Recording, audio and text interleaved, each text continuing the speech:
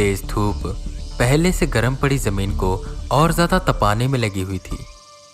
जून का महीना ऐसा ही होता है जहां गर्मी अपने चरम पर होती है और दोपहर के वक्त जानवर तो दूर कीड़े तक छांव की ओर ढूंढते हैं। यूं ही जून का महीना था और नीरज अपने बड़े भाई सूरज के साथ कुर्सी पर बैठा हुआ था। भैया कितनी गर्मी है और एक तो लाइट नहीं रहती तो और बुरा हाल हो जाता है। वो दोनों अपनी गर्मी की छुट्टियों में अपनी नानी के गांव सिंधोरा आए हुए थे, जो कि उत्तर प्रदेश के अयोध्या जिले में है। नीरज, जो कि सूरज से बस 5 साल छोटा है, वो बार बार घर में कह रहा था कि गर्मियों में उसे गांव नहीं बल्कि किसी हिल स्टेशन जाना है। पर सूरज कहता है कि नहीं, हम गांव चलते हैं, क्योंकि गर्मी की छुट्टियों का असली मजा नानी के घर में ही आता है। वहां कजन्स के साथ खेलना, रात को भूतों की कहानियां सुनना जो कि नानी सुनाती हैं, और फिर उनसे डर कर सो जाना। सूरज को यही अच्छा लगता था और उसे पता था कि नीरज को भी ये अच्छा लगेगा, पर उसका हाल उल्टा था। उसे ये सब बोरिंग लग रहा था। गर्मी बहुत ज़्यादा थी, ऊपर से लाइट नहीं थी। वो बस छांव तले बैठे एक किताब से खुद को हवा कर रहे थे। उसी वक्त उनके मामा का बड़ा लड़का अनुज वहां आता है। नीरज उससे भी शिकायत करता है और कहता है, यहाँ पर तो कोई स्विमिंग पूल भी नहीं है जहां पर जाकर हम कम से कम एंजॉय तो कर सकें, फ्रेश तो हो जाएं। तभी सूरज कहता है, नीरज तुझे पता है यहाँ पर भी एक स्विमिंग पूल है। जिसे सुन झट से नीरज खड़ा हुआ। सच में? हाँ अनुज, वो जो तालाब है जहां पर हम बचपन में नहाते थे, चलना वहां चलते हैं, बहुत मजा आएगा, सूरज ने अनुज से कहा। नीरज ये सब सुनकर काफी खुश हो गया, पर अनुज के हाव भाव वहीं बदल गए। वो हिचकिचाते हुए बोला, नहीं भाई, वहां नहीं चलते, वो जगह ठीक नहीं है कुछ। क्यों, क्या हुआ? सूरज ने पूछा, जिस पर अनुज उन्हें कुछ बताता नहीं है। पर वो सब जब उसे फोर्स करते हैं तो अनुज कहता है, भाई कहते हैं वहां पर एक जल बुड़वा रहता है। जल बुड़ क्या? नीरज ने पूछा। जल बुड़वा, ये वो आत्मा होती है जो पानी में रहती है और जो भी पानी में आता है उसे पकड़कर डुबा देती है। और पिछले कुछ सालों से बहुत लोगों ने वहाँ जल बुड़वा देखा है और 1-2 बच्चे वहाँ डूबकर मर भी चुके हैं, तो सबने वहाँ जाना बंद कर दिया है। और मैंने तो यहाँ तक भी सुना है कि यहीं बगल के गांव में एक औरत रहती थी, उसी को मारकर पानी में फेंक दिया गया। कुछ दहेज का चक्कर था और तब से उसकी आत्मा वहीं भटकती है और जो भी उस पानी में जाता है उसे डुबाकर वो मार देती है। अनुज ने पूरी बात बताई, पर यह सब सुनकर डरने की बजाय नीरज और सूरज जोर जोर से हंसने लगे। उनका ये मानना है कि ऐसा कुछ भी नहीं होता, क्योंकि वो शहर में पले बड़े हैं, तो ये भूत प्रेत इन सब पर उनका विश्वास ना के बराबर है। बस उन्हें ये भूतों की बात कहानियों में ही अच्छी लगती है। पर अनुज उन्हें काफी समझाता है। वो समझने को राजी नहीं हो रहे थे और वो कह रहे थे कि तुझे चलना है तो चल, वरना हम तो जा रहे हैं। जिस पर थक हार कर अनुज उनके साथ चलने को तैयार हो गया, पर वो इस शर्त पर मानता है कि हम पानी के बिल्कुल बीचों बीच नहीं जाएंगे, बस किनारे पर रहेंगे। नीरज के चेहरे की सारी उदासी दूर हो गई थी और अब वो बहुत खुश था। कुछ देर बाद वो सब उस तालाब की ओर जाने लगे। पूरा गांव सुनसान पड़ा था। सब अपने घरों में थे क्योंकि बाहर बहुत तेज धूप थी। खैर, वो आगे बढ़ते रहे। खेतों के बीच कच्चे रास्ते से होते हुए वो उस तालाब के पास पहुंचे, जहां पर बिल्कुल सन्नाटा था। एक कीड़े की आवाज तक नहीं आ रही थी और पानी इस कदर शांत था जैसे कि गहरी नींद में हो। उस तालाब के अगल बगल काफी पेड़ थे, जिससे वहां अच्छी छांव थी। वो सब कुछ देर उन्हीं छांव के नीचे बैठे और फिर कपड़े उतारकर वो सीधा पानी की ओर जाने लगे और उसमें कूद पड़े।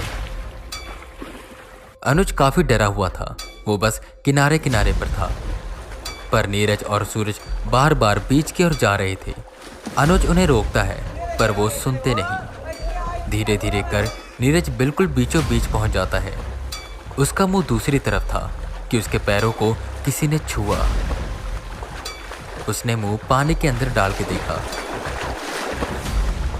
तो उसे कोई इंसान की छवि जैसा कुछ दिखाई दिया। उसे लगा शायद उसका बड़ा भाई सूरज है जो उसे डरा रहा है। उसने मुंह बाहर निकाला और पीछे की ओर देखा तो सूरज बिल्कुल उसके पीछे खड़ा था। भैया आपको क्या लगता है मैं डर जाऊंगा ऐसे? सूरज ने इतना ध्यान नहीं दिया और वो उस पर पानी उड़ाने लगा। वहीं किनारे खड़ा अनुज उन्हें बार बार बुला रहा था और कह रहा था कि वहां मत जाओ, वहां खतरा है, पर वो दोनों तो अपनी मस्ती में लगे हुए थे।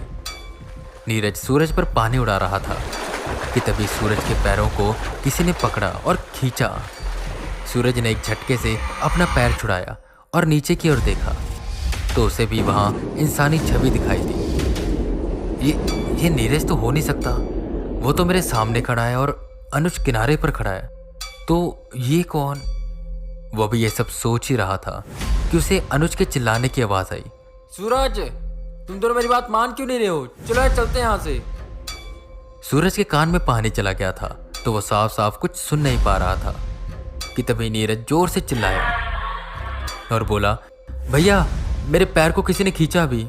नीरज को डर न लगे इसलिए सूरज उसे कहता है कि कोई नहीं था, मैंने ही तेरा पैर खींचा था, चल बाहर चलते। वो समझ गया था कि अनुज की बात बिल्कुल सही है, यहाँ सच में कोई न कोई तो है। तभी उसे कुछ दूर से एक लहर आते हुए दिखाई दी जिसका बहाव ऐसा था जैसे वहां से कोई तेजी से आ रहा है। सूरज ने नीरज को पकड़ा और तेजी से किनारे की ओर लेकर जाने लगा। इतने में उसने अनुज को भागने के लिए कहा और सूरज का ये इशारा पाकर अनुज कपड़े उठाता है और वहां से भाग जाता है। वहीं सूरज नीरज को लेकर किनारे पर पहुंचता है और जैसे ही वो नीरज की ओर देखता है तो उसके दिल की धड़कन तेज हो जाती है। एक डर साफ साफ नीरज सूरज की आंखों में देख पा रहा था। सूरज की आंखें एकटक नीरज के पीछे की ओर देख रही थी। नीरज ने पलटकर देखने की कोशिश की तो सूरज ने उसे रोका और अपनी ओर खींचा। सीधा उसे उठाकर फिर वो भागने लगा। पर वहीं जब सूरज ने उसे खींचा तो नीरज को अपने गर्दन पर एक गर्म हवा का एहसास हुआ। वो पलटना चाहता था और देखना चाहता था कि उसके पीछे कौन था, पर सूरज उसे बस सीधा लेके भागता रहा। कुछ दूर जाने के बाद वो अपने मामा के आम के बगीचे में पहुंचा तो वहीं अनुज भी खड़ा था। मैंने तुम दोनों को पहले ही कहा था वहां मत जाओ, वहां कुछ है, पर तुम मेरी बात मानते ही नहीं हो। देखा, अभी ले जाता ना जल बुढ़ा तुम दोनों को। सूरज बस वहीं खड़ा हाँफ रहा था। तभी नीरज ने उससे पूछा, भैया आपने मेरे पीछे क्या देखा जो आप इतना डर गए? बिखरी सांसें बटोर सूरज बोला, वो मैं तुम्हें नहीं बता सकता। नीरज जिद करने लगा और उससे पूछने लगा कि मुझे बताओ, वहां पर आपने क्या देखा? ऐसा क्या था जिसे देखकर आप इतना डर गए? और मुझे मेरी गर्दन पर भी एक गर्म हवा महसूस हुई थी और मुझे ऐसा लग रहा था जैसे मेरे पीछे कोई खड़ा है। भैया मुझे जानना है, मुझे बताओ। थक कर सूरज उसे बताता है। जब वो नीरज को किनारे पर लेकर पहुंचा और उसने पलट कर देखा तो नीरज के ठीक पीछे एक औरत खड़ी थी। अब वो औरत थी या कुछ और मैं नहीं जानता, पर उसके बाल बहुत लंबे थे और उसकी आंखों से लगातार पानी गिरता जा रहा था। कुछ बाल उसके चेहरे पर चिपके हुए थे और उसके नाखून बहुत ज़्यादा लंबे थे। वो नीरज को पकड़ने ही वाली थी कि मैंने नीरज को खींचा और उठाकर भागने लगा। ये सुन नीरज भी डर से कांपने लगा और सोचने लगा कि अगर सूरज ने उसे पकड़कर खींचा ना होता तो उसके साथ क्या होता। वो जल बुढ़वा शायद उसे पकड़कर ले जाती और उसे डुबाकर मार देती। पर सबने भगवान का शुक्रिया अदा किया, वो किसी न किसी तरह उससे बच गए और उसके बाद से कभी भी वो उस तालाब के पास नहीं भटके। हालांकि शाम को औरतें वहां पानी भरने जाती है, पर बस किनारे से पानी भरकर चली जाती हैं। उस तालाब की ओर कोई पलट कर भी नहीं देखता, क्योंकि वो जल बुढ़वा अभी भी पानी के अंदर से सबको देखता है और इंतजार करता है कि कब कोई पानी में आए जिसे वो डुबा सके। अक्सर लोग ऐसी ताकतों का, ऐसी कहानियों का मजाक बनाते हैं, इसे अफवाह मानते हैं, उनकी मौजूदगी को, उनके अस्तित्व को नकारते हैं। पर ये ताकतें, ये रूहें सच में होती हैं। इनकी मौजूदगी को हम एहसास नहीं कर सकते। वो रूहें हमें खुद अपनी मौजूदगी का एहसास करवाती हैं।